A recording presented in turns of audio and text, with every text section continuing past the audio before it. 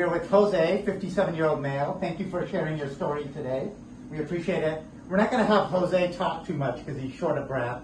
He was diagnosed with COVID. He had a positive test 6 days ago, and he's here in the emergency room because he's struggling to breathe. His oxygen level is low. This is his oxygen level.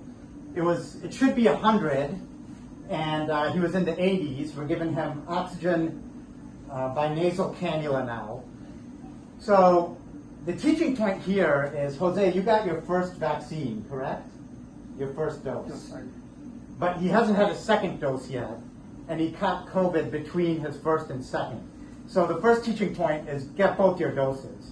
You're about 55-60% immune after your first dose. After the second dose, you're about 95% immune. There are a lot of people out there who don't want to even get the vaccine, or they're scared of the side effects from the second dose. So the side effects are minor compared to having COVID. How are you feeling right now? Not Sick. sick. Really struggling to breathe. He can barely talk. He's achy all over in his back. He's having a hard time moving. And granted, in the emergency room, we see the worst case scenarios.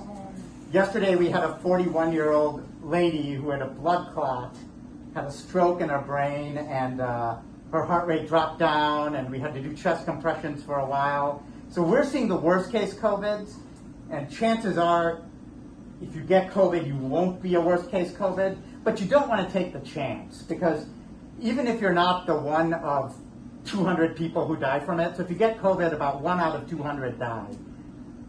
If you're not that statistic, you can still feel pretty miserable. You can still have a lot of trouble breathing. You can have a stroke, and that's a lot more severe than the vaccine.